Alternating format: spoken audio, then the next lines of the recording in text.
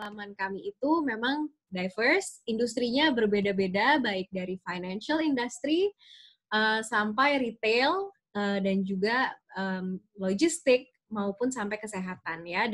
Dan pengalaman kami ini memang banyak berkutat di bidang business analytics, financial analytics, dan juga human capital analytics. Jadi semuanya adalah bagaimana sih caranya kita bisa menggunakan analytical thinking untuk membuat keputusan dengan cepat dan kualitasnya baik. Nah, pada malam hari ini panelisnya ada 3, yaitu ada Sean, ada saya, Tasya, dan juga ada Sarah. Nah, Sean mungkin mau say hi dulu sebentar.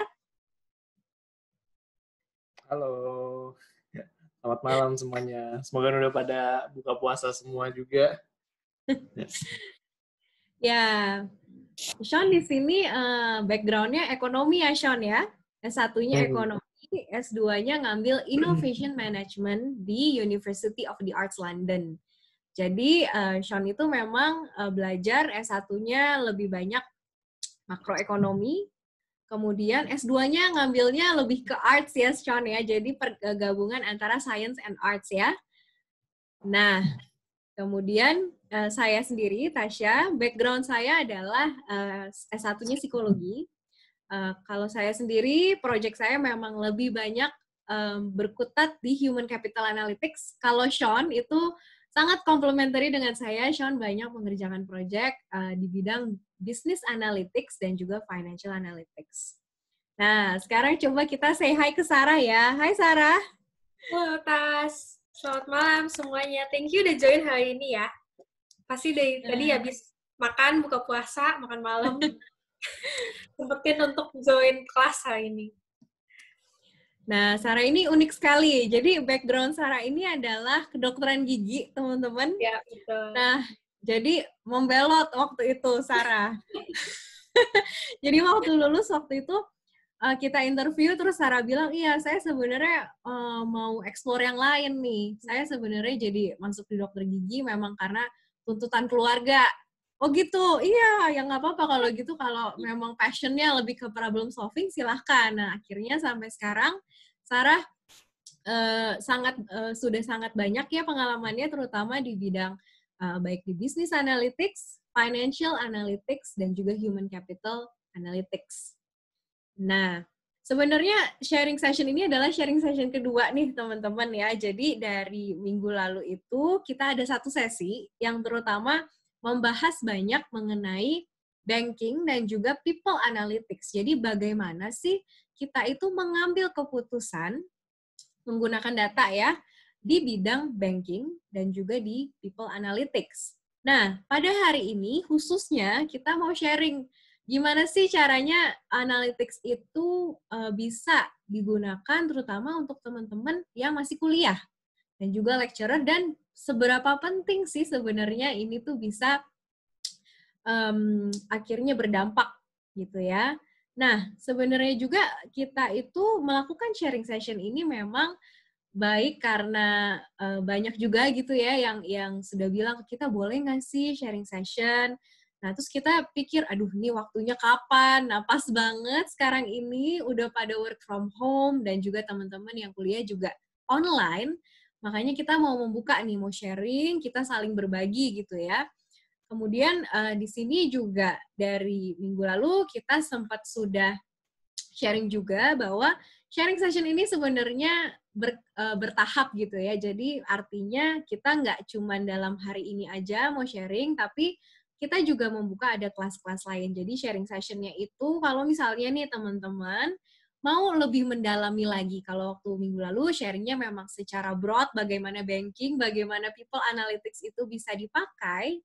Nah, kalau kita buka kelas juga, kalau teman-teman mau mendalami banking ataupun people analytics yang lebih praktikal gitu ya, nah teman-teman bisa join kelas kita. Memang ini adalah sharing session yang kita buka gitu ya, karena kita melihat bahwa oh ini dari teman-teman baik yang sudah masuk bekerja maupun teman-teman yang masih kuliah, itu sangat membutuhkan gitu, demand-nya itu sangat tinggi untuk tahu sebenarnya case study-nya seperti apa sih, real life case study-nya seperti apa, dan ini yang kelas ini yang kita akan sharing juga. Nah, kebetulan memang sharing session ini terbatas ke 30 orang, teman-teman. Karena kenapa? Nanti kalau terlalu banyak itu kita takut nggak bisa di-handle satu persatu. Nah, jadi di sesi ini, kelas ini memang kita mau handle teman-teman secara satu persatu melalui simulasi-simulasi yang ada gitu ya. Jadi benar-benar real case study yang kita jalanin. Nah, sekarang kita mau lihat dulu nih, sebelum kita masuk ke sesi. Yuk kita sama-sama bahas. Sebenarnya, kenapa sih analytics itu penting? Ya, kalau kita lihat sekarang itu, zaman sekarang banyak banget kita bahas mengenai yang namanya big data. Big data, kemudian juga dari segi data governance, data architecture, itu banyak banget. Machine learning, artificial intelligence, kalau teman-teman ya sering buka Google, ataupun lihat di sosial media, booming banget. Nah, sekarang kenapa sih ini bisa booming? Nah, kalau kita lihat ada dua sisi di sini. Di sebelah kiri ini, kalau teman-teman lihat adalah man, atau manusia ya teman-teman ya. Ada manusia, di sebelah kanan ada mesin. Sekarang pertanyaannya, kenapa sih mesin ini bisa sekarang booming? Pertama, karena mesin-mesin ini memiliki, kita bilangnya adalah pengambilan keputusan, sistem pengambilan keputusan yang real time. Cepat, gitu ya. Kalau misalnya nih, kita masukin data, nah si mesin ini bisa langsung melakukan kalibrasi di baliknya, dan keputusannya itu real time, langsung bisa keluar. Misalnya nih, dia bisa membaca behavior kita. Ini selama 1 bulan kita beli apa aja sih, misalnya let's say kita buka salah satu online shopping gitu ya, kita beli sesuatu sama sebulan. Nah, nanti si mesin ini bisa membaca behavior kita. Oh, ini kayaknya orangnya suka beli barang-barang kesehatan ya, atau ini kayaknya suka banget nih beli baju, beli sepatu. Nah, tapi sebenarnya yang kita jarang bahas adalah di balik itu, di balik mesin itu siapa sih sebenarnya yang berperan? Yang berperan sebenarnya adalah manusia ya kalau kita lihat. Nah, kenapa sih orang-orang ini bisa membuat sampai mesin yang real time seperti itu? Atau bisa buat big data, bisa buat machine learning, artificial intelligence. Karena orang-orang ini adalah orang-orang yang memang memiliki analytical thinking yang sangat baik. Kenapa? Karena satu, orang-orang yang bisa membuat machine learning ini atau artificial intelligence ini adalah tipikal orang-orang yang suka untuk melakukan analisa, membuat hipotesis, kemudian senang untuk melakukan problem solving, ya.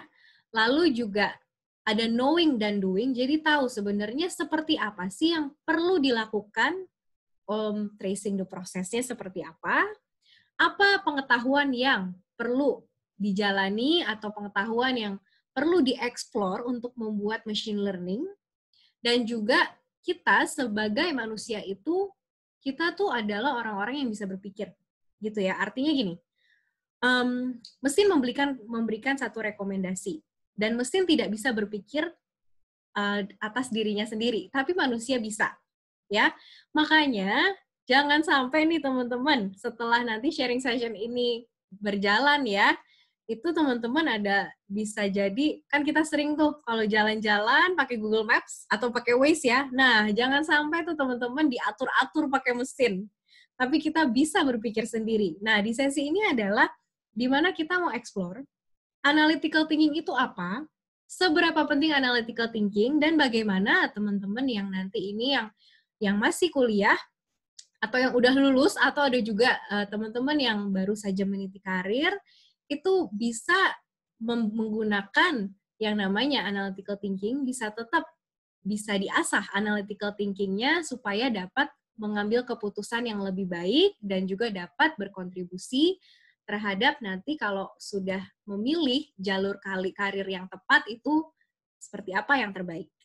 Nah, sebelum kita mulai, saya ingin melakukan survei, polling dulu nih. Ya, dari teman-teman yang sekarang join, itu teman-teman dari jurusan apa sih? Ya, kemudian apa sih yang teman-teman mau lakukan setelah nanti lulus kuliah, gitu ya. Nah, dan yang ketiga, apa sih motivasi teman-teman dalam memilih pekerjaan? Coba ya, kita tunggu ya 1 menit lagi.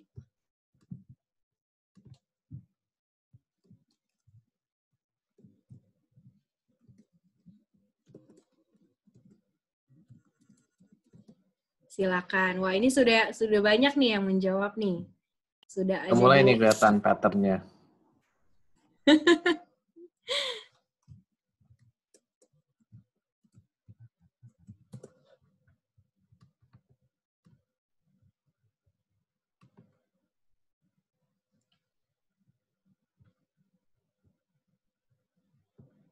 Wow, oke. Kita beri kesempatan ya, kayaknya ini 1 menit lagi kali ya.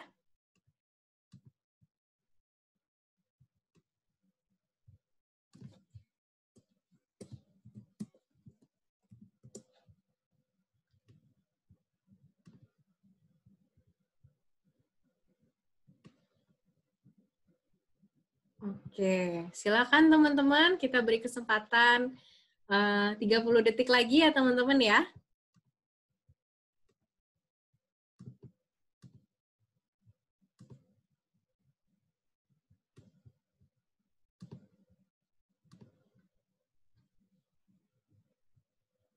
Sebentar lagi saya akan tutup votingnya.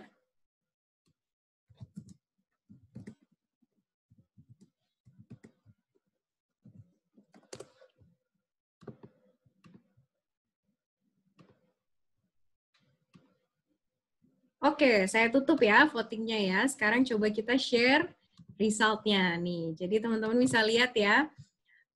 Kalau dari jurusan ternyata teman-teman banyak yang berasal dari jurusan Sains dan Teknologi. Kemudian yang kedua di sini 61% ya, Sains dan Teknologi. Yang kedua adalah Sosial dan Humaniora. Lalu 3% Kesehatan.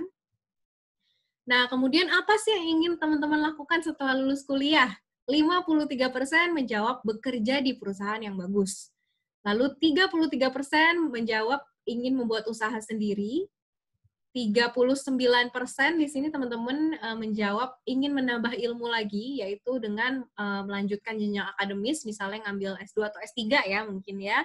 Lalu 17% ingin menjadi pengajar, 13% lainnya. Lalu, apa sih yang menjadi motivasi dalam memilih pekerjaan? Nah, ini 58% adalah ingin dapat memberikan impact yang positif. Luar biasa ya ini teman-teman. Lalu di sini kalau kita lihat yang kedua adalah 50% ingin memiliki jenjang karir yang baik. 28% ini masing-masing ingin mencapai rewards dan recognition, pekerjaan yang mapan. 33% ingin supaya motivasinya adalah networking. Lalu 6% lainnya. Wah, ini luar biasa sekali ya. Sean ya, dan Sarah dan juga Angel nih teman-teman pengen banget untuk memberikan impact yang positif nih sebenarnya. Kenapa mau memilih pekerjaan? Karena ingin memberikan impact yang positif.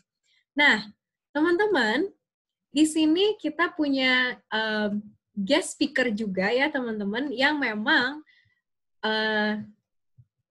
guest speaker ini adalah mentor kami, mentor saya, Sean, Sarah, dan juga Angel, yang selama 18 tahun itu memang berkutat di bidang profesional. Nah, kenapa kita undang di sini? Karena kita juga ingin mendapatkan perspektif dari profesional. Sebenarnya, kalau dari profesional itu apa sih yang ingin diharapkan gitu ya dari teman-teman yang baru lulus kuliah. Nah, Ibu Sally Taher mungkin bisa raise hand ya Bu ya, supaya kita bisa unmute. Ya, baik. Selamat malam Ibu Sally. Oke, selamat malam. Kedengeran Tasya? Kedengeran Bu Sally. Oke, ini biar cepet-cepet ya. Oke, saya mungkin share untuk adik-adik sekalian, ya sebagian besar adalah masih menjadi mahasiswa dan kemungkinan besar sudah ada yang mau lulus gitu ya. Nah, saya mau share sedikit kenapa analytical thinking itu penting sekali. Saya sendiri 18 tahun berada di Citibank dan terakhir itu bisa mencapai puncak ya sampai level direktur. Kemudian sempat juga melalang buana dan terakhir 7 tahun terakhir alhamdulillah berhasil menjadi pengusaha ya. Pengusahanya dalam hal ini di bidang consulting. Nah, sepanjang saya itu mendirikan consulting firm ini, 80-90% tim saya sendiri adalah anak-anak muda, millennials. Ada yang umur 15 tahun, 17 tahun, 19 tahun, ya, sampai 20 tahunan. Nah, kenapa? Karena memang luar biasa. Nah, untuk adik-adik sekalian yang join di sini, tadi kalau saya lihat dari surveinya, sebagian besar adalah kalau mau lulus ingin masuk ke perusahaan yang bagus, ya, kemudian berkarir dan mendapatkan posisi yang bagus, ya. Oke, pasti adik-adik di sini berpikir, kalau misalnya saya ingin mendapatkan habis lulus langsung dapat perusahaan yang bagus, berarti saya harus rajin, pintar, jujur, disiplin, berani. Betul, begitu ya Tasya ya, rata-rata ya. Kalau udah rajin, pintar, jujur, disiplin, berani udah cukup. Enggak. Ya, selama 18 tahun saya sering sekali dan untuk melakukan interview dan melakukan rekrutmen, ya, mulai dari level sales sampai ke seluruh bagian sampai ke program yang manajemen associate atau kita kenal dengan program ODP. Nah, kebetulan memang kalau kita lihat di perusahaan-perusahaan besar, kalau hanya rajin, pintar, jujur, disiplin dan berani tidak cukup, adik-adik sekalian. Kita mesti bisa menjadi problem solver, ya, atau membantu manajemen perusahaan itu untuk memecahkan masalah. Nah, pertanyaannya adalah pada waktu kita baru lulus, ya, adik-adik di sini jangan berpikir bahwa nggak apa-apa deh, saya habis lulus, saya kuliah aja 4 tahun, kemudian masuk nanti kan diajarin juga sama perusahaan. Jangan, rubah mindset itu. Apabila kita bisa melatih analytical thinking kita sejak sekarang, ya sampai nanti begitu lulus, alangkah lebih baiknya jika kita sudah bagus analytical thinkingnya, kemudian nanti perusahaan bisa melakukan evaluasi. Wah, yang ini kayaknya posisi awalnya jangan dari bawah banget gitu ya. Ini bisa diberikan posisi yang cukup bagus gitu, bahkan sejak dari awal. Nah, sekarang gimana caranya menjadi problem solver? Problem solver ini memang satu-satunya adalah analytical thinking. Analytical thinking ini adalah pengetahuan yang universal atau dalam bahasa Inggrisnya adalah universal knowledge. Nggak apa-apa adik-adik sekalian itu latar belakang matematik, yang ada kimia, ada misalnya dari ekonomi, dari engineering, dan lain-lain, bahasa, bahkan bahasa, ya, atau kedokteran seperti Sarah, nggak apa-apa. Yang penting adalah ada 3 analytical thinking itu, yaitu kemampuan kita menganalisa dengan data, kemampuan membuat kesimpulan, kemampuan memberi rekomendasi tindakan, atau membuat kerangka keputusan. Ya, nah, jangan habiskan waktu 4 tahun hanya membaca buku atau mencapai IP yang lebih tinggi, paling-paling tinggi. Nggak perlu, IP tinggi boleh-boleh aja, tapi kalau kalian tidak punya kemampuan menganalisa, membuat kesimpulan, dan memberi rekomendasi tindakan, dan kalian berharap bahwa kalau masuk perusahaan nanti akan diajarin, nggak akan pernah. Latihlah dari tahun pertama, latihlah dari tahun kedua sejak di universitas. Kenapa? Kalau kalian punya analytical thinking yang kuat, ada 5 nih ya manfaatnya. 1, kalian akan lebih mudah didengar oleh manajemen, walaupun baru tahun pertama join perusahaan. Yang kedua, lebih mudah diterima di perusahaan yang top, jadi waktu interview bagus banget. Yang ketiga, lebih mudah mendapatkan posisi awal yang bagus. Yang keempat, lebih mudah mengerjakan tugas apapun. Ya, jadi nanti kalau dikasih tugas, jangan sampai bilang, saya latar belakangnya matematik, boleh nggak saya ditempatkan di pekerjaan yang ada hubungannya sama Excel aja deh? Enggak. Kalau kita punya analytical thinking yang bagus, kita mudah mengerjakan tugas apapun.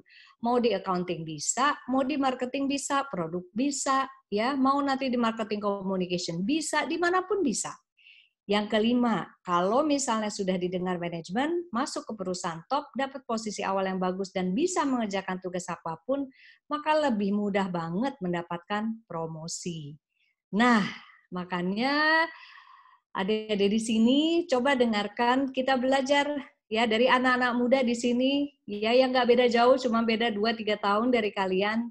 Tapi selama 3 tahun ini, Sarah, Tasya, dan Sean sudah berhasil memimpin semua proyek, nggak cuma aja di Indonesia, tapi di luar negeri. Silakan, apa itu analytical thinking? Bagaimana journey-nya untuk mencapai analytical thinking yang bagus? Silakan, Tasya. Terima kasih Bu Sally untuk insight-nya ya. Jadi teman-teman, tadi Bu Sally sudah sempat sharing ya bahwa untuk menjadi kalau teman-teman mau sukses nanti, analytical thinking itu penting. Sekarang journey-nya seperti apa? Bagaimana cara memulainya? Ya, di sini nanti Sean, saya dan juga Sarah akan sharing. Ada 5 sebenarnya, 5 journey-nya. Yang pertama adalah kita bilang reducing ambiguity. Yang kedua, reducing uncertainty. Yang ketiga, reducing double meaning. Keempat, measurable. Dan kelima, falsifiable. Nah, artinya apa sih kelima hal ini? Yuk, kita sama-sama diskusiin bareng-bareng ya. Nah, silakan. Gimana sih, Sarah? Apa sih reducing ambiguity itu? Oke, nah thank you Tasya. Tapi mungkin sebelum mulai kita mau cerita dulu ya. Sebenarnya waktu itu pengalaman pertama saya ketika saya handle project waktu itu bersama-sama Sean, sebuah project financial analysis gitu ya. Klien kita ini udah tahu tujuannya mau kemana. Tapi begitu ditanyain, kita tanya nih, menurut Bapak, menurut Ibu sebenarnya yang jadi masalah tuh apa sih? Apa sih yang sebenarnya mau kita bantu gitu? Jawaban pertamanya seperti ini. Kita nggak tahu sebenarnya apa masalahnya. Atau bahasa Inggrisnya ya, ini yang tertulis nih di slide ini. I don't know what I don't know. Teman-teman ketika nanti masuk ke perusahaan, setelah kerja, ada meeting dengan atasan gitu ya, judulnya kita punya masalah, kita mau solve problem. Jangan heran kalau kalimat ini keluar, karena ini sering banget keluar. Nah, ini yang kita sebut sebagai ambiguity. Ketika kita aja tuh nggak tahu sebenarnya apa yang kita nggak tahu. Contohnya nih, kalau misalnya teman-teman masih kelas 1 SD, kita baru belajar penjumlahan matematika. 1 tambah 1, 2 tambah 2, 3 tambah 3. Pas kita masih kelas 1 SD ini, kita bahkan nggak tahu kalau ada yang namanya perkalian. Ada yang namanya integral gitu ya, kalau teman-teman ada yang ambil jurusan IPA. Kemudian ada juga yang namanya pembagian, ada yang namanya luas, volume, dan lain-lain. Nah, di fase ini, kita benar-benar nggak tahu apa yang kita nggak tahu gitu kasarnya. I don't know what I don't know. Jadi, analytics ini berguna banget untuk kita mencoba meminimalisasi atau mengurangi yang hal-hal yang kita nggak tahu. At least, kalaupun kita belum punya pengalaman di bidang ini menggunakan analytics, kita jadi tahu nih, kita harus belajar apa yang harus kita solve, problem apa yang seharusnya kita selesaikan, seperti itu. Ini untuk yang reducing ambiguity. Nah, kemudian step yang kedua, atau poin yang kedua, ini masih ada hubungannya dengan reducing ambiguity ini. Step ini apa sih? Yaitu adalah... Sarah, suaranya agak putus-putus mungkin. Oke, sekarang sudah lebih terdengar? Ya, sudah lebih terdengar. Terima kasih. Nah, thank you Tasya. Nah, kemudian untuk yang kedua ini, ada yang namanya reducing uncertainty. Setelah kita menyelesaikan sebuah permasalahan, atau kita sedang melakukan sesuatu gitu ya, sering banget kita pasti jadi nggak tahu abis ini kita harus ngapain. Contohnya nih, ini kalau dilihat dari namanya nih dan dari registrasinya ya, kayak ini teman-teman banyak yang udah mau tingkat akhir atau penyusunan skripsi gitu ya, atau mungkin yang sedang S2 sedang penyusunan tesis. Di dalam penyusunan paper atau dalam penyusunan skripsi ini pasti banyak banget babnya. Ada bab 1, bab 2, 3, 4, 5. Ketika kita sedang dalam penyelesaian skripsi gitu, dalam mengerjakan skripsi. Bab 1, oke, pendahuluan. Bab 2, oke, landasan teori. Bab 3, oke, hipotesis. Begitu bab 4, kita bingung, habis itu kita harus ngapain. Ternyata dikasih tahu sama dosen pembimbing, oke, kamu kerjain penelitian A ya, coba kamu datang ke rumah sakit, kamu cari sampel. Nah, datanglah kita cari sampel, setelah cari sampel, kekumpul sampelnya, kita bingung lagi, itu harus ngapain nih kita ya? Ini abis ini setelah ini saya ngapain ya? Saya kumpulin datanya terus berapa? Nah, analytics ini bukan hanya untuk menyelesaikan masalah, tapi bisa juga membantu kita supaya kita tahu nih apalagi sih yang harus kita lakukan seperti itu. Jadi sebenarnya analytics ini bergunanya itu bukan hanya untuk menyelesaikan masalah, seperti mungkin cerita dari Bu Sally gitu ya, mengenai analytical thinking, seberapa pentingnya analytical thinking di dunia pekerjaan. Sebenarnya analytics ini berguna untuk setiap fase atau setiap poin kehidupan kita gitu ya. Setiap kita mau mengambil keputusan, setiap kita mau melakukan sesuatu, analytics ini berguna. Ketika kita sudah bisa meng-apply analytics, kita udah tahu nih tujuan akhir kita tuh mau kemana sih. Kalau kita sudah tahu tujuan akhirnya mau kemana, step 1 sampai step 10 untuk menuju tujuan tersebut ini jadi lebih jelas. Jadi, walaupun kita belum tahu harus data-data apa saja yang harus kita kumpulkan, atau mungkin penelitian-penelitian apa saja yang harus kita kumpulkan, ketika kita menerapkan analytics untuk menyelesaikan masalah, dan kita sudah tahu nih tujuannya mau kemana, step-stepnya akan jadi lebih jelas untuk kita. Misalnya yang pertama, step pertama saya ambil data dulu, saya datang dulu ambil sampel. Kemudian step kedua, saya bikin reporting dulu nih. Nah, karena kita sudah tahu tujuannya mau bikin apa, akhir penelitiannya seperti apa, maka step 3 dan step 4 akan lebih jelas nih untuk kita. Oke. Nah, setelah kita berhasil mengurangi uncertainty tadi nih, kita udah tahu tujuannya mau kemana. Gunanya analytics itu selain untuk memberi kita guideline, memberi kita step by step petunjuk, itu apalagi sih? Ada lagi yang ketiga, itu namanya double interpretation. Nah, ini sering banget nih, dan ini bukan cuma di dunia akademis doang. Bukan cuma tentang bahas paper atau nulis skripsi. Sering banget kita lagi ngobrol sama teman kita, misalnya kita lagi bahas, apa ya, sekarang yang lagi rame gitu ya, kita lagi bahas tentang corona gitu. Nah, tentang coronavirus, kita bilang nih, coronavirus itu ditularkannya karena ada kontak dengan orang yang sudah positif. Jadi kita nggak boleh deket-deket. Terus ada teman kita yang bilang, tapi kan hanya dari kontak. Kalau misalnya kita salaman nggak apa-apa dong, kan nggak deket-deket banget, salamannya jauhan gitu. Nah, sebetulnya itu yang disebut dengan double interpretation.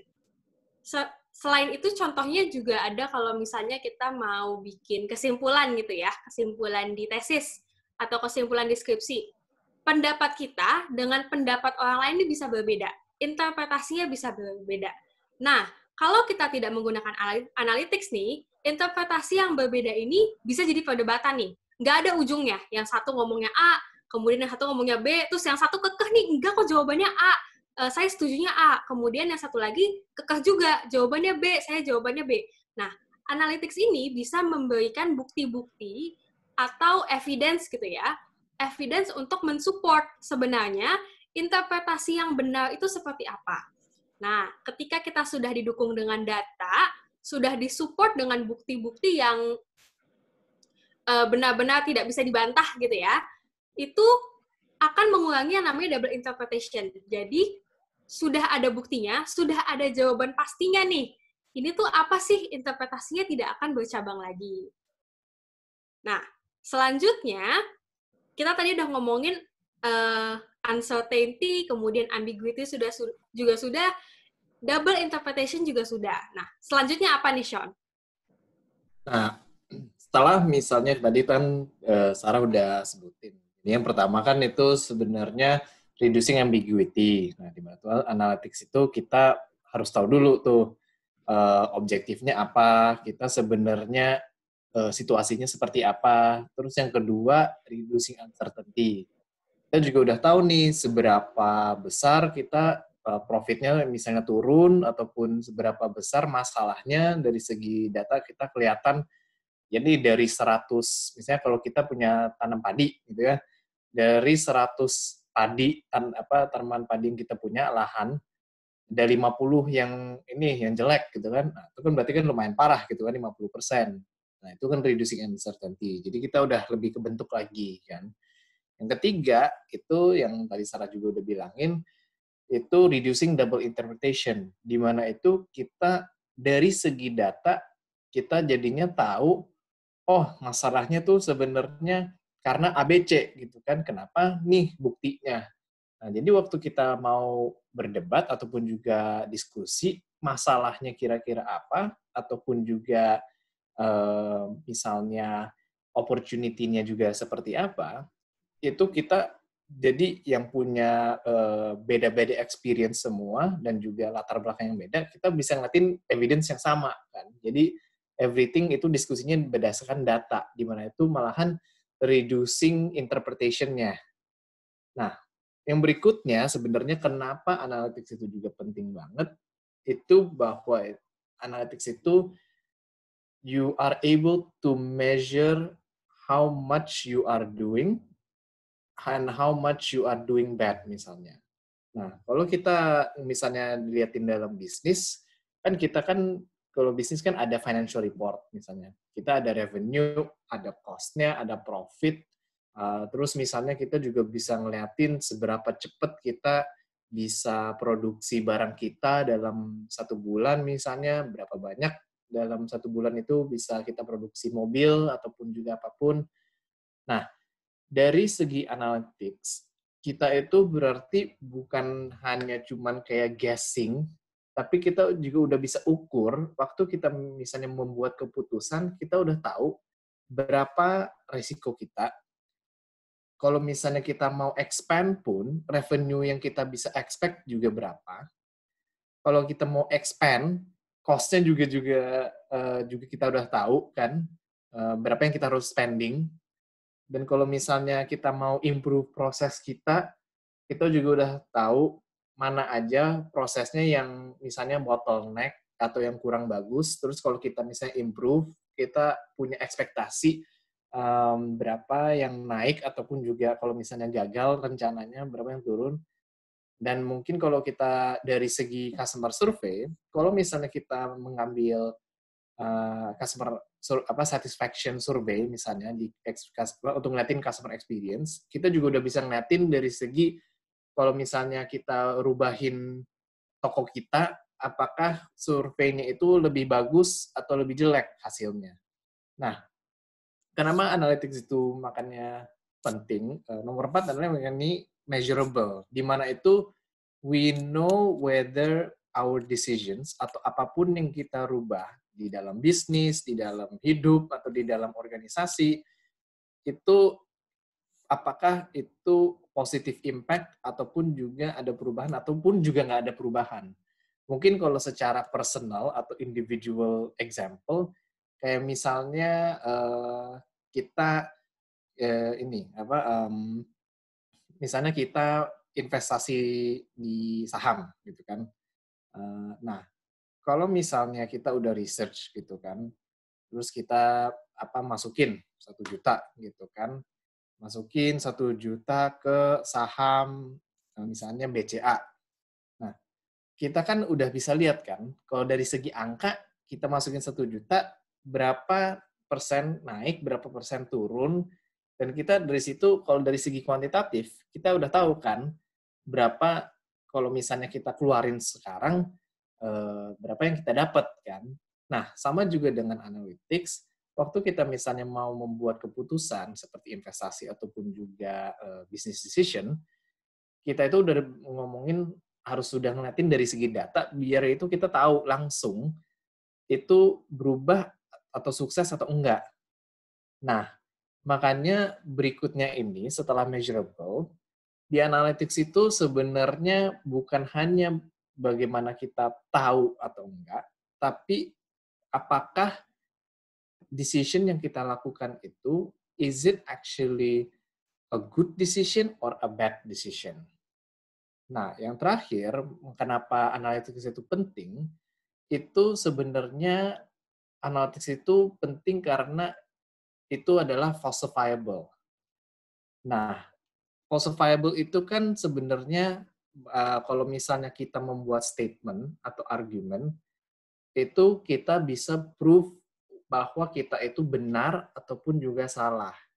Nah, kenapa itu penting bahwa kita harus tahu apakah decision kita itu salah ataupun juga jelek?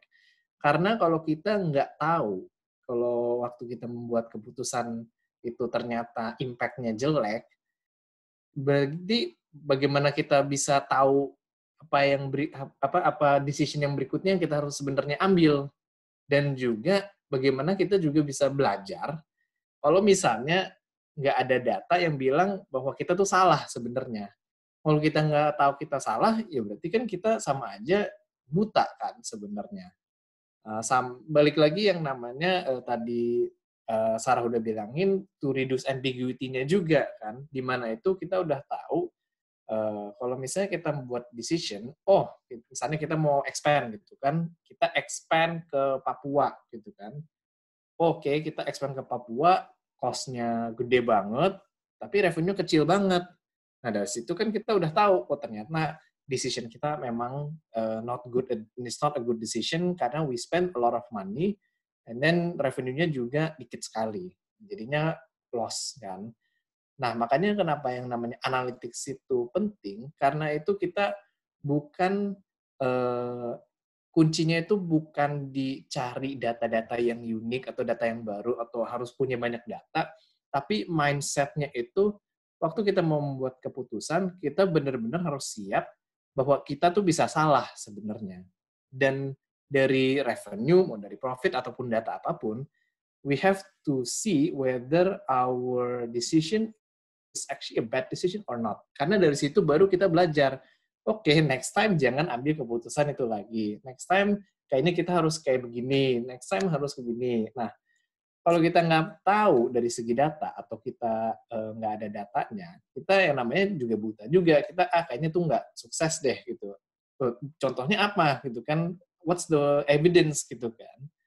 Nah, makanya kenapa sebenarnya yang paling penting itu menurut saya ya, the most important thing about analytics is this part, falsifiability. Di mana itu kita bisa tahu waktu kita membuat apapun deh di hidup gitu loh. We know that we were wrong or we were right. Nah, yang paling pentingnya sebenarnya is not that we're right, but honestly the most important part is were we wrong. Karena dari mistakes itu baru kita bisa belajar apapun, mau di bisnis ataupun juga hidup, bahwa oke, dari situ saya salah, duit hilang atau ini semua, maka sekarang kita udah tahu, don't make that mistake again, let's try another strategy. Gitu.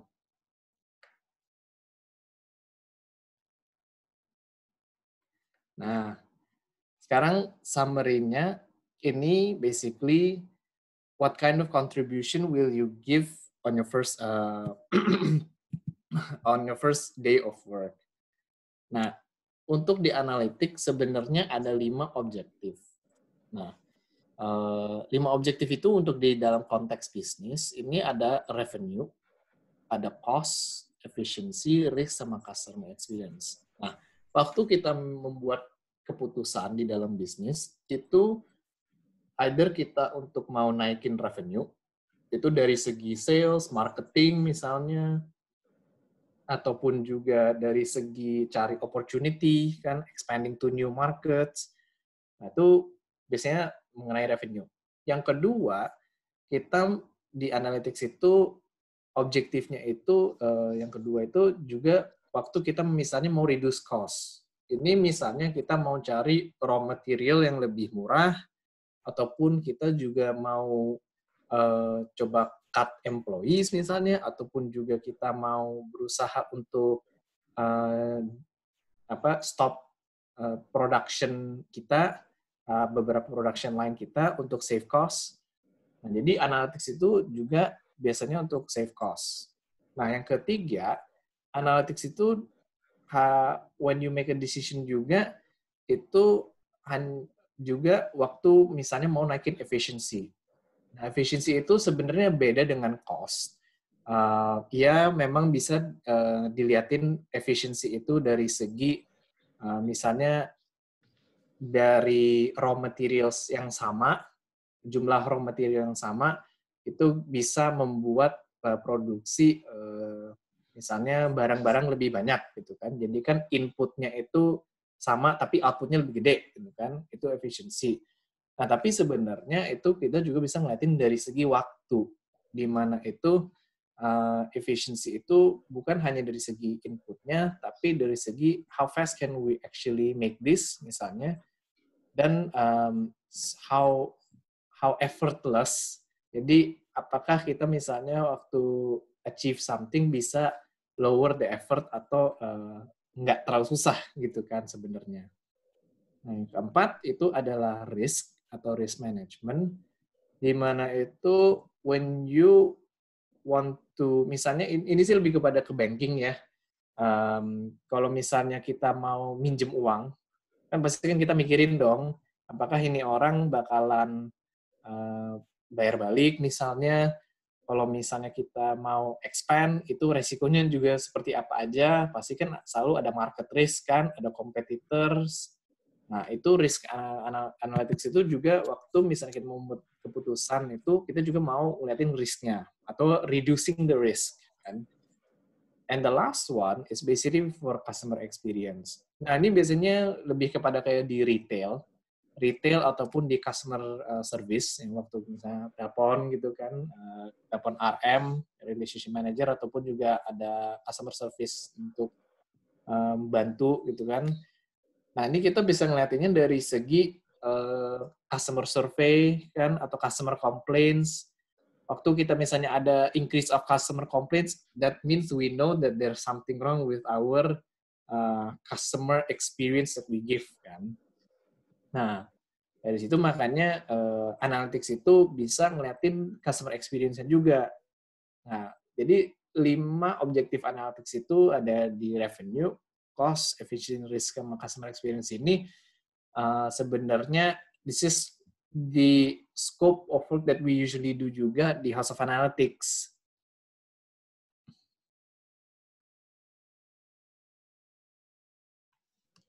Ini kembali lagi nih teman-teman sama poin yang tadi di survei ya. Tadi teman-teman menjawab bahwa teman-teman ingin setelah lulus itu masuk ke perusahaan yang baik gitu ya. Ataupun ada juga yang misalnya mau membangun usaha.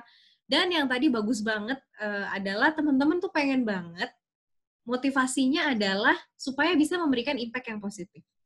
Nah sekarang, waktu teman-teman nanti ya, baik yang sekarang sedang magang ataupun yang sudah mau lulus, apa sih yang akan teman-teman lakukan di hari pertama kerja? Baik itu nanti di bidang financial, mau di bidang kesehatan, mau di bidang-bidang yang lain, kontribusi apa yang bisa diberikan? Apakah teman-teman sudah melakukan research nih, kebutuhan dari perusahaan, atau kebutuhan misalnya dari tempat kerja teman-teman itu sebenarnya sekarang masalahnya apa sih? Kira-kira kontribusi apa sih yang teman-teman bisa berikan? Gitu ya. Apakah dari segi tadi revenue, apakah dari segi reducing cost atau efficiency atau managing resiko gitu ya, atau dari segi experience. Nah, ini adalah poin-poin yang memang teman-teman bisa ambil ya dari sesi sharingnya. Gimana sih nanti supaya teman-teman tuh waktu nanti kerja itu bisa nggak lagi, oh waktu ditanya nih interview nih, biasanya kan kamu gimana pengalamannya? Oh ya, saya pengalaman sebagai di organisasi, saya ketua ini, saya ketua itu. Scratch that. Okay? The first thing that you need to do adalah, hey, you know what? My value is this. I can help you in reducing costs. I can help you in, let's say, misalnya saya bisa membantu dalam meningkatkan revenue dengan meningkatkan efisiensi. Kenapa? Saya telah melihat nih ya, dari annual report perusahaan Bapak atau perusahaan Ibu, atau berdasarkan hasil observasi saya membuat hipotesa A, B, C, D. Yang saya ingin lakukan untuk membantu adalah A, B, C, D.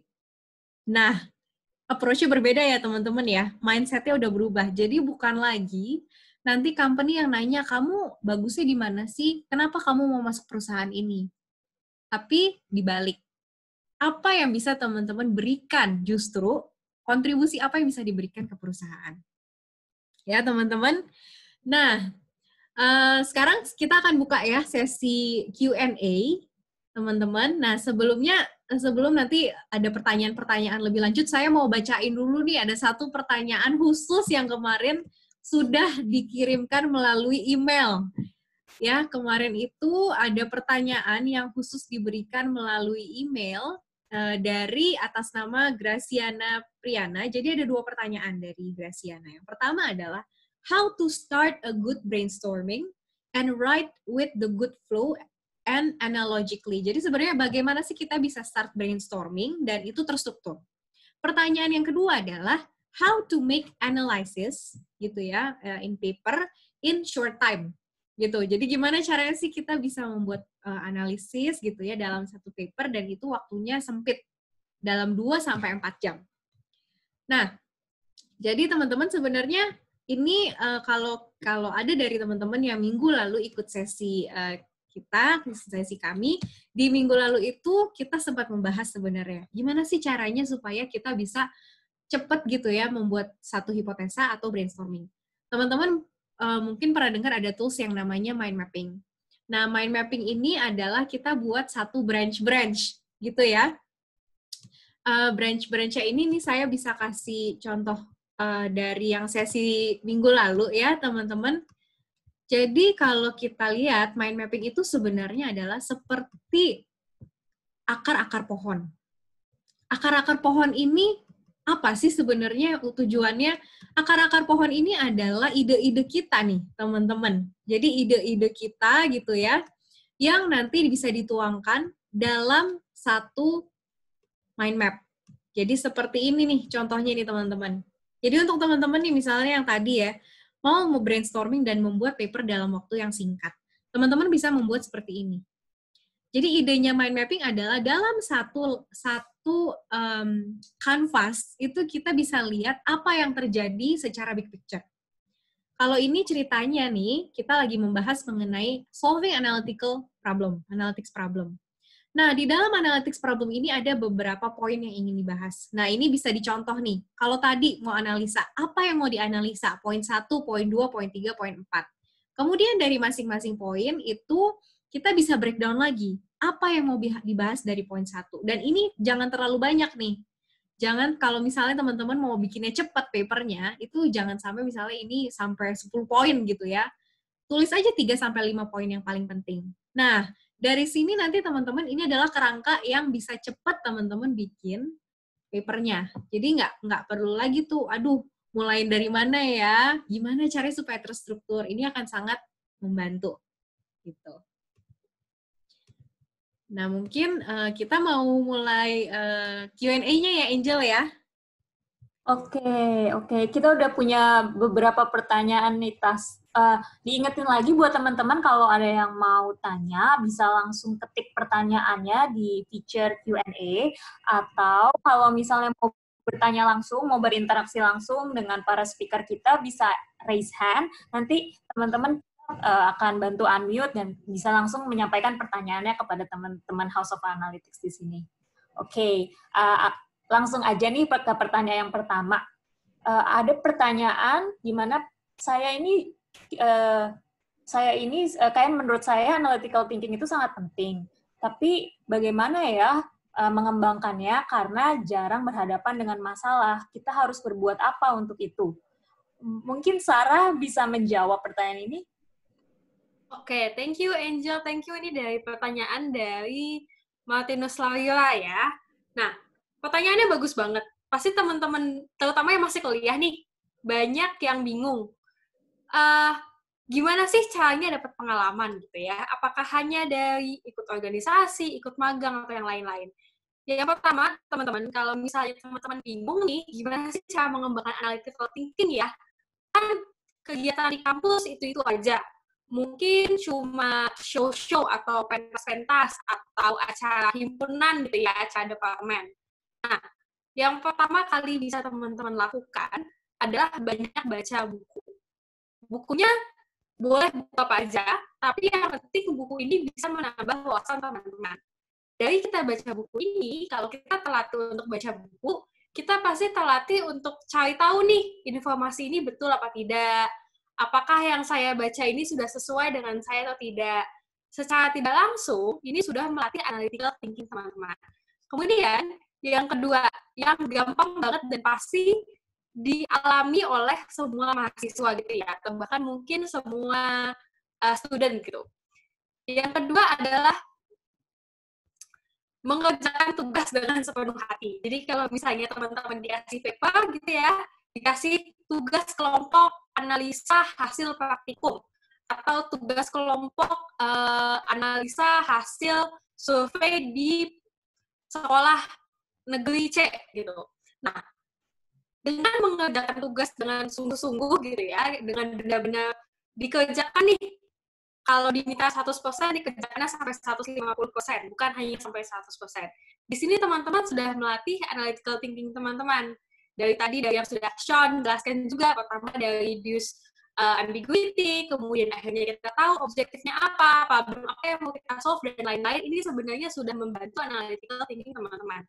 Ditambah lagi, kalau ini lebih maksimum lagi adalah dengan ikut banyak course, bisa di online, misalnya sekarang universitas luar negeri banyak yang sudah mengeluarkan platform online learning yang gratis. Mungkin yang sering juga yang kayak Udemy, Coursera, ikut course seperti itu, atau bisa juga ikut magang di berbagai macam company. Jadi teman-teman ini punya banyak pengalaman, bukan hanya dari satu saja, bukan dari misalnya teman-teman ini teknik industri gitu ya, bukan hanya dari bidang teknik industri saja, tapi teman-teman juga bisa paham nih, misalnya tentang fintech, tentang banking. Kenapa? Karena sebenarnya semua sektor itu, semua bidang ini interdisciplinary.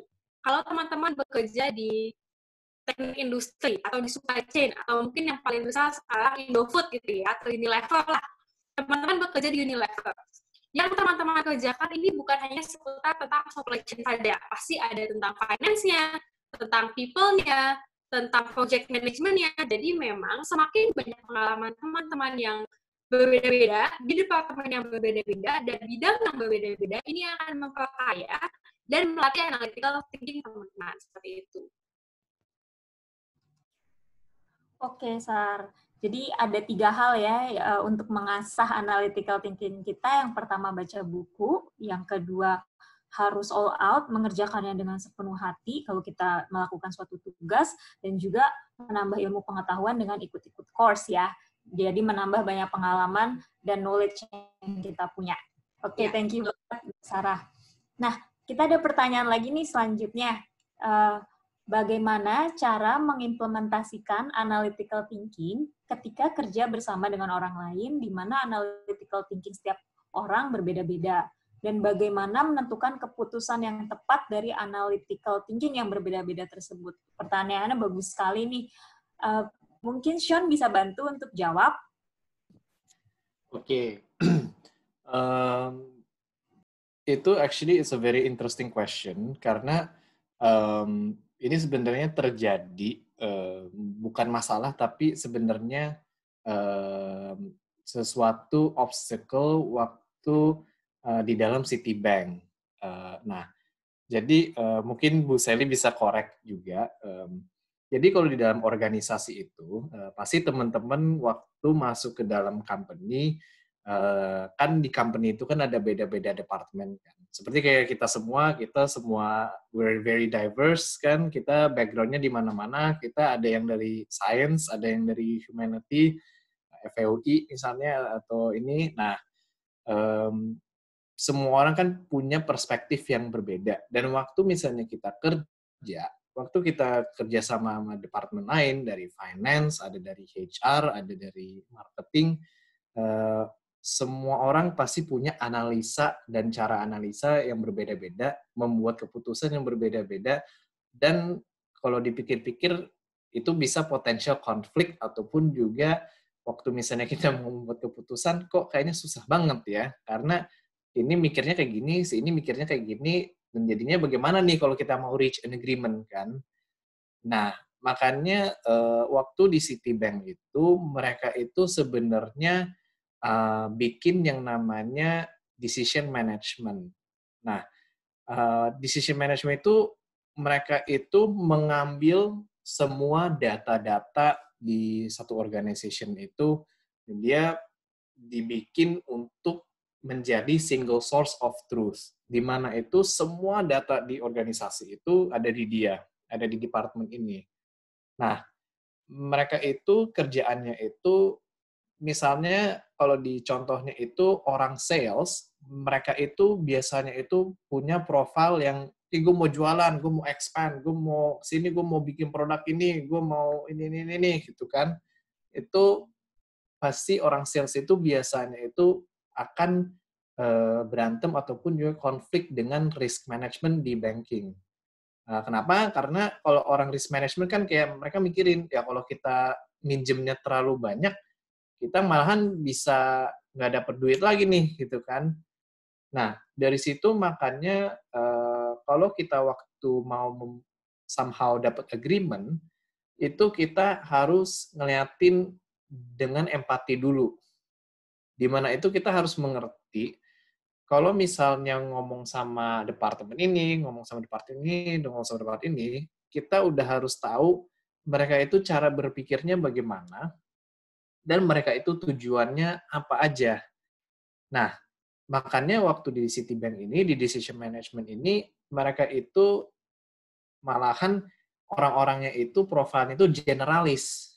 Nah, seperti kayak di analytics, we have to be generalist, di mana itu kita nggak bisa kayak cuman mikirin, gue mau analisanya kayak gini, mau analisanya seperti ini aja. Malahan kita harus benar-benar coba beberapa metode, biar kita ngerti setiap departemen atau setiap profesi, pasti kan analisanya kan berbeda-beda. Nah, waktu kita misalnya reach an agreement, maka yang namanya departemen ini, mereka itu membuat macam-macam analisa. Mereka itu analisanya itu ambil data dari sales, ambil data dari finance, terus mereka bikin rekomendasi yang malahan lebih komplit, di mana itu udah berusaha untuk ngertiin apa yang kata sales, apa yang kata finance, apa yang kata risk management, apa yang kata ABC dan segalanya, dan di mana itu mereka itu bisa jadi kasih rekomendasi yang semua point of view-nya itu masuk dalam jadi satu package. Nah, untuk mungkin yang lebih simpelnya lagi, kalau itu kan contoh Citibank. Nah, tapi kalau misalnya kalau kita sendiri gitu kan, misalnya kita dalam grup di ada grup project di sekolah gitu kan, pasti kan orang-orang kan ada beda-beda background kan. Orang-orang teman-teman kan pasti kan beda-beda kursus mata pelajarannya kan. Kalau misalnya di ekonomi ada yang ambil bisnis, ada yang ambil keuangan, ada yang ambil akuntansi misalnya, dan pasti kan perspektifnya kan langsung berbeda-beda kan, waktu kita misalnya udah tahun ketiga, tahun keempat. Nah, tapi sebenarnya nggak ada yang salah, dan nggak ada yang, semuanya benar sebenarnya. Cuman yang kita harus mikirkan, waktu kita misalnya mau membuat sesuatu analisa dengan orang-orang yang berbeda, kita itu harus memikir dengan empati dulu. Jangan kayak ngerasa, ya gue udah pakai data gue, ini hasilnya. Gue udah pakai data ini, ya data gue lebih bagus gitu kan. Nah, malahan yang kita harus pikirin, Bapak atau lu pakai data apa nih? Coba gue pakai data sales, lu pakai data finance, coba kita bikin rekomendasi atau analisa yang lebih komplit. Nah, sebenarnya kalau yang dari metode itu atau cara bekerjanya, itu menurut saya lebih efektif dan juga lebih cepat waktu kita misalnya mau beranalisa. Kenapa? Karena kita juga dapetin dia punya input, dan kita juga kasih input kita, gitu kan. Waktu di analytics ini, makanya kita juga nggak bisa ngerasa kita paling benar karena kita punya data. Nah, itu malahan cara yang salah banget. Di mana itu, oh ya, saya punya datanya, makanya saya benar, gitu kan. Malahan enggak, karena orang-orang itu pasti punya experience masing-masing dan juga punya cara berpikir yang berbeda-beda. Dan makanya itu, yang penting itu untuk di analytics itu, kita tuh malahan harus terus belajar untuk mencari tahu kira-kira ada analisa atau cara analisa yang baru lagi nggak sih, yang lebih bagus ataupun juga yang berbeda, Nah, dari situ malahan kita baru bisa berkembang. Jangan cuman mikirin, gue mau di akuntansi, udah gue belajar akuntansi aja. Gue mau di sales atau marketing, jadi analisanya cuman market segment atau marketing analytics doang. Nah, malahan kita harus berusaha untuk ngeliatin analytics itu sebagai beberapa cara, di mana itu kita harus absorb sebanyak mungkin bagaimana kita bisa membuat keputusan. Jangan cuma ngeliatin dari segi market data doang, jangan cuma ngeliatin dari segi financial data doang. Nah, di analytics itu sebenarnya it's both an art and science, di mana itu kita harus kreatif bagaimana bisa pakai data dengan mungkin data-data yang aneh pun juga, tapi bisa kasih keputusan yang bagus dan juga yang berbeda juga untuk ke depannya. Oke, thank you Sean. Mungkin saya menambahkan sedikit aja nih. Gimana sih caranya bisa mengimplementasikan analytics dalam grup? Nah, ini mungkin teman-teman kalau yang di psikologi sudah sering dengar ya, ada beberapa assessment, baik itu yang namanya DISC atau MBTI gitu ya. Nah, kalau misalnya nanti teman-teman dipaksa nih memang ya udah deh saya harus satu grup sama orang itu dan dipilih. Teman-teman bisa bareng-bareng coba diikutin tesnya itu aja. Kan banyak yang gratis tuh teman-teman. Coba deh tes, terus dilihat. Sebenarnya cara komunikasi dan personality-nya seperti apa sih? Nah, itu coba dipelajari masing-masing orang seperti apa. Dari situ nanti teman-teman bisa membuat satu plan, gimana sih caranya saya berkomunikasi sama leadernya, sama membernya. Jadi itu jadi lebih bagus. Itu salah satu caranya bagaimana analytics dapat secara simpel itu bisa diimplementasikan dalam satu grup ya, teman-teman. Karena tadi kan benar ya, menentukan keputusan itu kalau di dalam satu grup yang analytics-nya berbeda-beda pasti sulit. Tapi kalau kita tahu tipe orangnya seperti apa, kita bisa convince orang itu. Ya kan? Nah, jadi seperti itu ya, teman-teman. Lalu di sini, ya, tadi ada yang menarik nih pertanyaannya nih Angel ya. Di chat maupun di question and answer. Ada yang bertanya gini, suppose I want to become entrepreneur, how much does this analytics affect to me? Oke, mungkin saya bisa sharing ya, karena pada awalnya itu saya dan Sean itu dan juga Sarah di sini di House of Analytics, itu kita awalnya juga, kita adalah employee dari salah satu consulting firm ya, di bawah guidance, mentoring dari Bu Sally. Nah, ini sangat bermanfaat sekali untuk kami merasakan baru sekarang sebenarnya ya. Kenapa analytics itu penting? Number one, we haven't thought about banyak hal yang ternyata possible gitu ya. Karena di dalam analytics itu, kalau yang tadi teman-teman udah lihat ya, seperti apa sih analytics itu? Analytics itu membuat kita at the same time nih, go broad, dan juga at the same time go deep. Artinya apa? Kita di analytics itu dipaksa untuk coba opportunity apa sih yang sekarang ada? Go broad. Ada problem apa gitu ya? Kita harus mulai dari situ dulu. Problem apa yang ada? Dari situ kita jadi tahu, oh kebutuhan gitu ya kalau nanti mau jadi entrepreneur.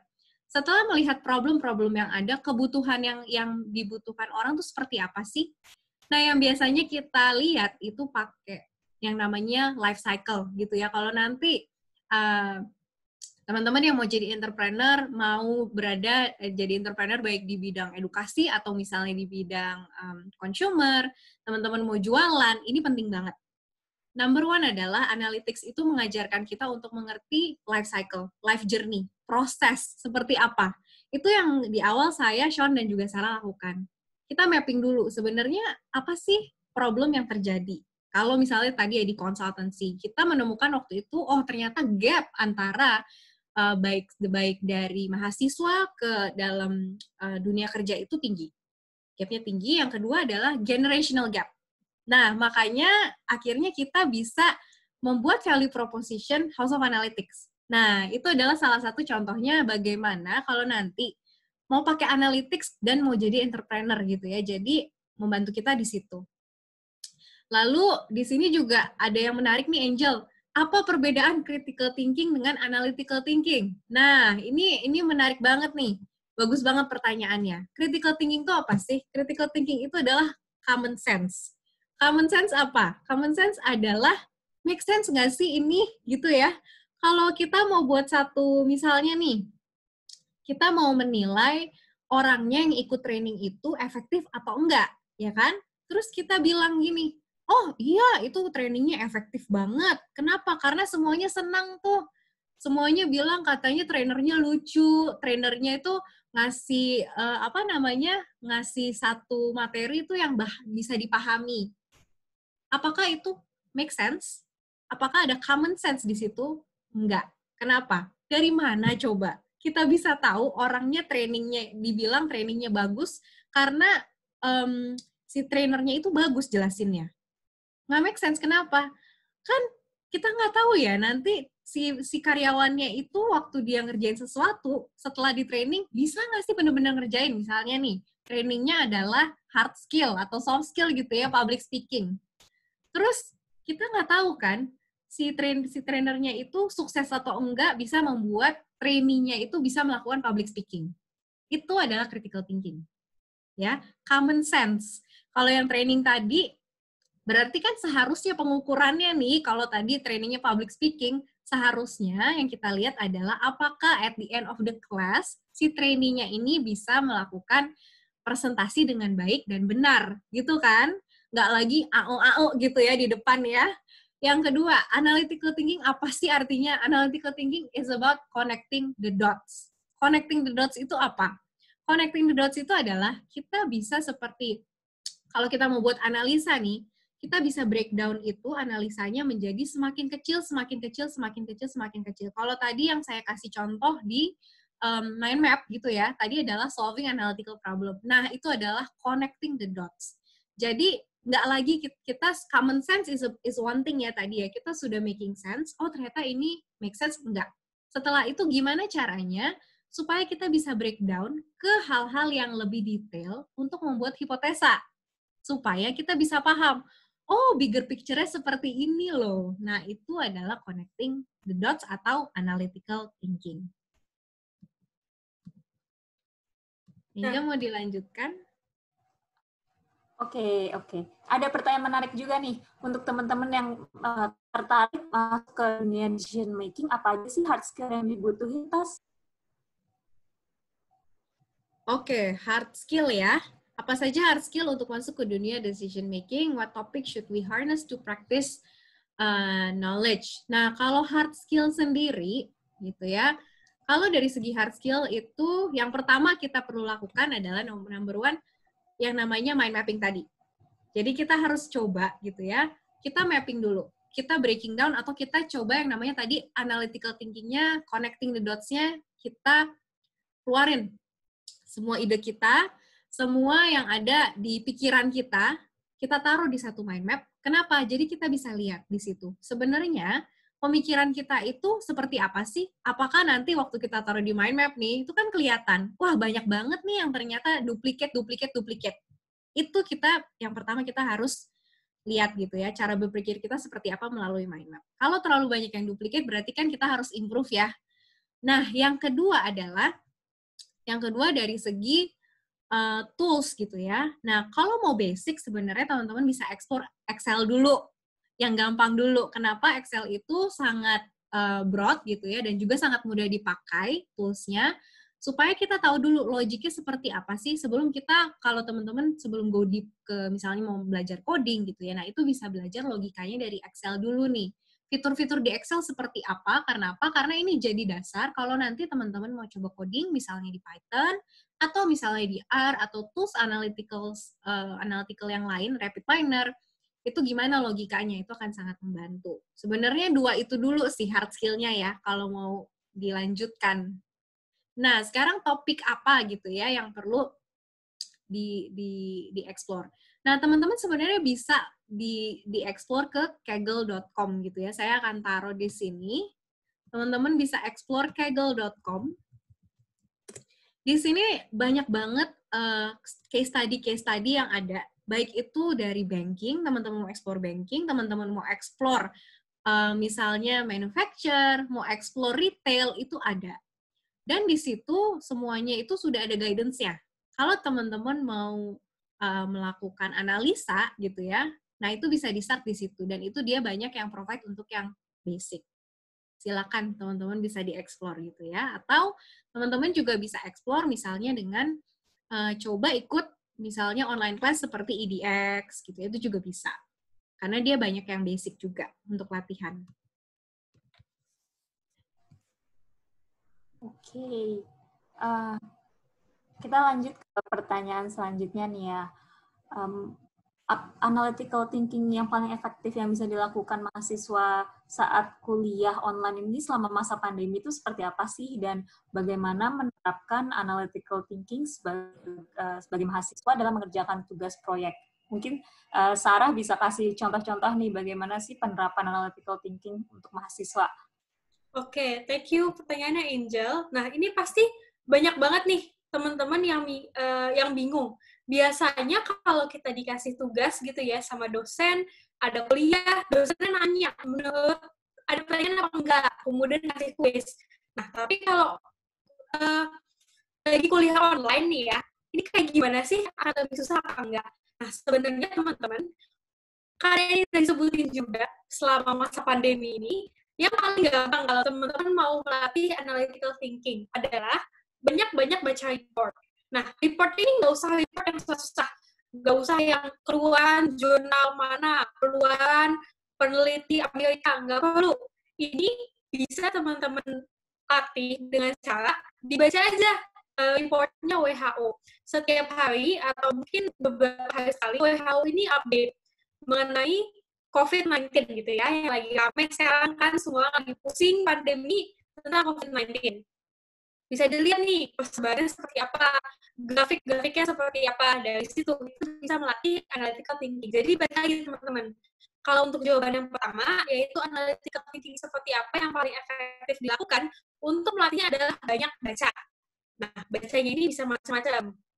Nah, kemudian pertanyaan kedua, bagaimana menerapkan analytical thinking sebagai mahasiswa dalam mengerjakan tugas proyek dengan beberapa mahasiswa lainnya atau tugas kelompok.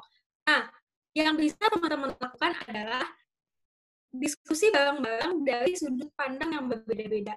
Karena tadi ini berkaitan juga sama yang pertanyaannya sudah dijawab oleh Sean sebelumnya. Setiap orang ini kan punya mindset analitis yang berbeda-beda ya. Setiap orang ini punya interpretasi yang berbeda-beda untuk sebuah masalah. Nah, karena itu yang bisa teman-teman lakukan adalah satu, diskusi bareng-bareng mengenai tujuan bersama-samanya itu apa sih? Tujuan akhirnya secara kelompok ini mau seperti apa? Nah, dari sini baru teman-teman bisa plan out nih, step by step-nya yang ingin teman-teman lakukan itu apa? Dari sudut pandang yang berbeda-beda. Yang kedua adalah ketika dalam proses diskusi atau dalam proses mengerjakan tugas, ini perlu yang namanya keep an open mind. Jadi, analytical thinking ini bukan hanya mengenai mencari bukti-bukti lewat data, tapi juga melihat suatu permasalahan dengan secara big picture gitu. Jadi secara garis besar, bukan hanya secara spesifik satu titik aja, tapi kita juga harus bisa melihat secara big picture. Kalau misalnya teman-teman dalam mengerjakan tugas kelompok, kita harus keep an open mind karena walaupun hanya ada satu kesimpulan, hanya ada satu jawaban gitu ya setelah kita lakukan proses analytics, kita sudut pandang untuk melihat permasalahan tersebut ini bisa berbeda-beda. Bisa dari sudut bisnis, bisa dari sudut risiko, atau bisa juga dari sudut marketing, seperti itu. Jadi memang untuk pengaplikasian analytical thinking dalam pengerjaan tugas kelompok ini bukan hanya harus mencari bukti-bukti yang sesuai melalui menggunakan data, tapi juga harus bisa keep an open mind dalam pengerjaannya. Seperti itu. Oke, jadi memang penting sekali ya membaca buku, diskusi, open-minded, itu semua adalah drivers dari analytical thinking ya, Sarah? Ya, makasih betul sekali. Oke, masuk ke pertanyaan selanjutnya. Tiga pertanyaan terakhir kali ya, Angel ya? Iya, oke. Nah, ini ada pertanyaan menarik nih, mungkin cocok buat Tasya karena background-nya psikologi. Apakah dengan membaca buku mengenai psikologi bisa mengembangkan pola pikir dan tujuan yang secara maksimal untuk menambah pengetahuan dalam hal analytical thinking dan menganalisa orang? Ya, oke. Apakah dengan membaca buku mengenai psikologi, buku mengembangkan pola pikir dan tujuan secara maksimal bisa menambah pengetahuan dalam analytical thinking? Menambah pengetahuan saja, betul, menambah pengetahuan. Mengasah pengetahuan, tidak. Kenapa? Kalau hanya membaca saja tanpa kita coba melakukan gitu ya. Contoh, kalau tadi membaca ditambah dengan diskusi dengan subject matter expert atau misalnya dengan teman-teman kita yang berbeda background-nya, itu cukup gitu ya. Kalau saya bilang ya itu masih 30% atau sampai 50% deh. Kalau mau sampai maksimal itu harus sampai coba dikerjakan. Jadi kalau tadi saya udah kasih contoh kaggle.com, kalau teman-teman mau tetap lebih mengasah lebih tinggi lagi tingkat analisanya, itu coba dikerjakan case study publik yang memang sudah ada di Kaggle. Kenapa itu membantu? Jadi dari semua knowledge yang udah kita serap nih, kita bisa terapkan. Karena kenapa? Knowledge is only useful only when you apply it, gitu ya. Baru bisa benar-benar maksimal kalau kita tahu buat apa, untuk apa, tujuannya bagaimana. Seperti itu. Jadi kalau baca buku, apakah berguna gitu bisa meningkatkan analytical thinking? Bisa, tapi hanya meningkatkan saja gitu ya, bukan berarti itu maksimal. Gitu. Oke nih, kita masuk ke pertanyaan terakhir nih dari Kristesia Makahanap. Ini mungkin pertanyaannya bisa dijawab oleh Sean. Bagaimana sih jika kita dalam memecahkan masalah ternyata malah menimbulkan masalah baru, padahal sudah memikirkannya secara matang? Pertanyaannya, apakah saya perlu merubah pemikiran saya atau cara saya, karena saya sudah memikirkannya secara matang, tapi malah tidak berhasil. Jadi yang salah itu siapa? Pemikiran saya atau cara saya? Oke. I mean, I think that's life, gitu kan. Dimana itu, no matter how well you plan it out, no matter how good it is, even di kita aja, di House of Analytics, mau udah se-experience kita, udah melakukan beberapa industri, beberapa project, we still get it wrong most of the time. Nah, sebenarnya to get things wrong itu, I don't think it should be an issue. Kenapa? Karena one, you did your best, gitu kan. Dimana itu kita udah melakukan planningnya, udah secara matang, terus habis itu udah mikirin semuanya, semua aspek, udah resikonya apa ini semua, tapi ternyata nggak bisa. But at least you know that, okay, it didn't work, gitu kan. Nah, tapi sebenarnya yang lebih penting lagi, dari kegagalan itu, apa yang kita bisa pelajari. Nah, yang lebih pentingnya itu, waktu kita gagal, kenapa kok itu bisa gagal? Nah, kenapa itu penting banget? Karena dari situ, baru kita tahu, oh, ternyata nggak ngeliat nih aspek ini, oh ternyata kita gagal gara-gara kita lupa analisa ABC atau kita nggak membuat keputusan DEF gitu kan misalnya. Nah baru kan dari situ kelihatan bahwa oh ya udah berarti next time kalau kita misalnya mau menyelesaikan masalah tersebut ya kita kalau gitu harus melakukan apa yang kita udah identify kan. Makanya mau nggak mau ya I think the most important part is to have a mindset di mana kalau kita gagal ya kita ngerti bahwa kita tahu di mana gagalnya dan kenapa. Baru kita cobain lagi, kalau tetap gagal lagi udah ya I mean like it's the best that we can do. We don't really know everything kan. Tapi the most important part is that you keep learning from that. Dan dari situ pasti akan improve.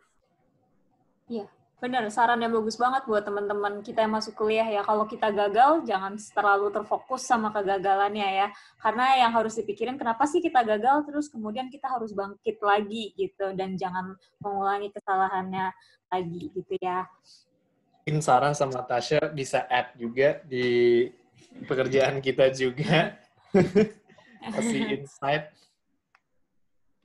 Mungkin ini ada yang satu lagi aja nih, Jel, nih pertanyaannya menarik banget nih. Kak, apa sih manfaat dari hubungan antara analytical thinking dengan perkembangan teknologi modern? Oke, mungkin ini kita bisa lihat dari satu journey kali ya, life cycle kalau kita bilangnya. Kalau kita lihat secara connecting the dots gitu ya, kenapa sih akhirnya banyak banget teknologi-teknologi baru yang muncul? Kalau kita balik lagi ke tadi, mengenai man versus machine gitu ya, balik lagi ke awal tadi ya, ada man versus machine. Itu karena satu, gini ya, orang-orang itu pasti kan dia lihat dulu nih, dia observasi gitu ya, di lingkungan, apa sih yang terjadi? Kalau kita mapping ke dalam satu journey human life cycle, orang-orang ini tahu sebenarnya apa yang dibutuhkan, baik itu dari segi kesehatan, baik dari segi edukasi, baik dari segi yang lainnya lagi, dari bisnis gitu ya.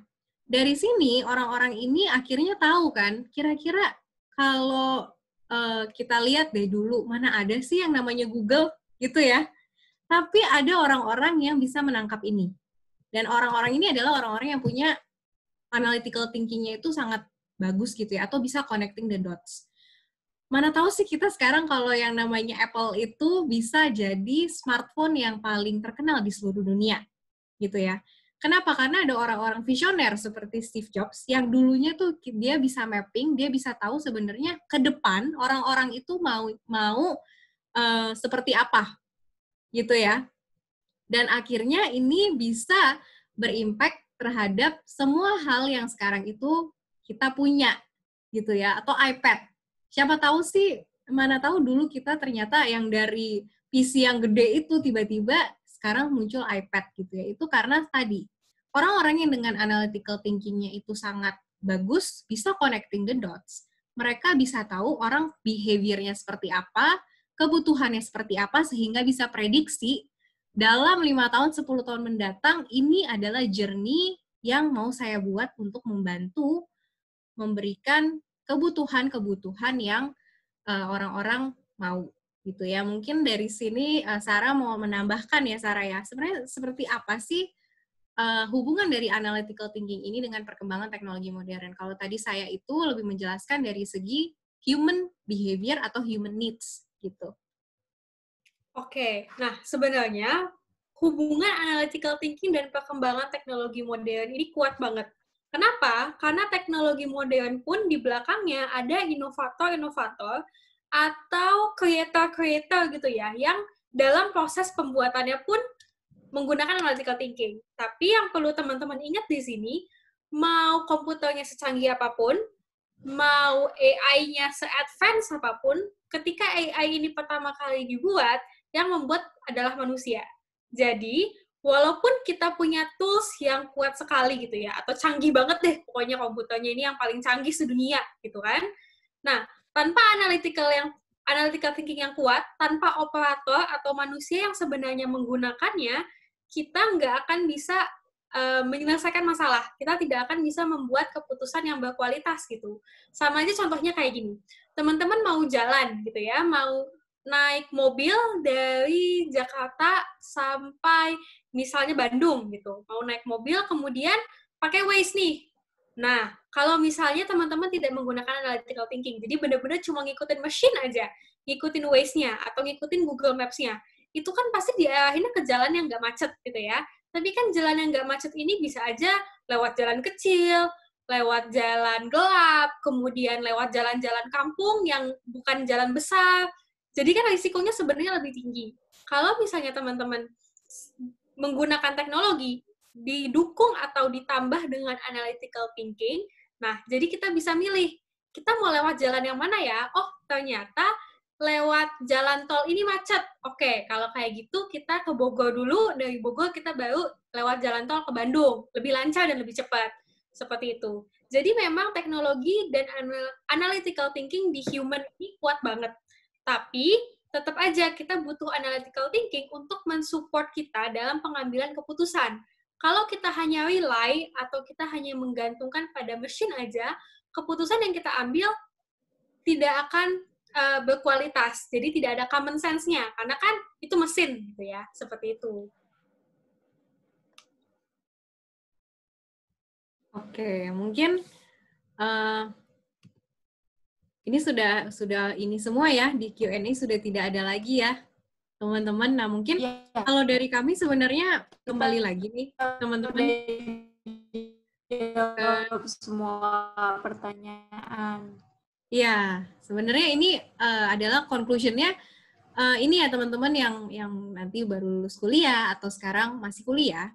Coba dari sekarang teman-teman bisa belajar gitu ya untuk meningkatkan analytical thinking, baik dari membaca, mengikuti course, atau tadi coba menganalisa melalui website-website yang memang free.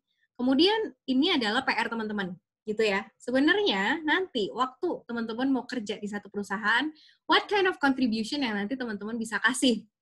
Ya, gitu ya teman-teman ya. Itu mungkin dari kita. Dan juga ini juga tadi kalau dari pesan dari Bu Sally itu balik lagi, coba open up your mind, open up your experience, jangan hanya narrow down ke satu atau dua hal, satu dua bidang yang dipelajari. Seperti itu ya, teman-teman. Jadi, thank you banget. Ini kita mohon maaf karena sudah overrun ya, teman-teman ya. Dan ini kita lihat teman-teman tetap stay nih dari awal sampai jam segini gitu ya. Udah 1,5 jam kita di sini. Terima kasih banyak. Kalau teman-teman nanti mau melakukan korespondensi dengan kita, mau bertanya lebih lanjut, silakan di sini ada email-emailnya dan juga bisa follow Instagram kita di House of Analytics. Gitu ya. Nanti kalau misalnya teman-teman juga mau bertanya lebih lanjut atau misalnya ada pertanyaan-pertanyaan, ada yang ingin diklarifikasi dari sesi ini, silahkan. Nanti materinya juga akan kita kirimkan ya. Setelah sesi ini, teman-teman jangan takut. Kalau ada pertanyaan lebih lanjut, silakan kontak kami di email-email ini atau melalui Instagram kami di House of Analytics. Thank you teman-teman, terima kasih banyak atas partisipasinya malam hari ini. Kita senang banget nih bisa sharing lagi. Keep in touch, supaya nanti kita juga mungkin akan ada plan untuk melakukan Instagram Live ya ke depannya, ada sharing session juga. Silakan bisa follow juga dari sesi House of Analytics. Jadi jangan lupa follow Instagramnya. Oke.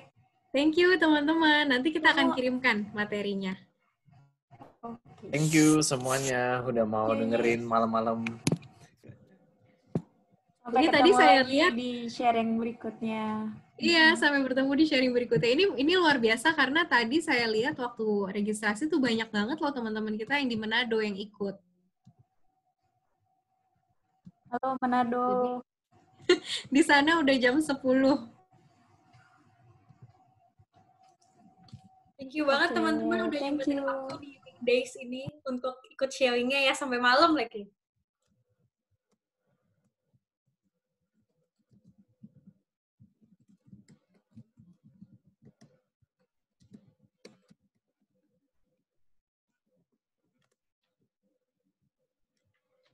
Kata Gabriela Wower, salam dari Manado. Iya, salam balik. Ini banyak banget. Emang tadi yang kita lihat, ini banyak banget yang dari Manado.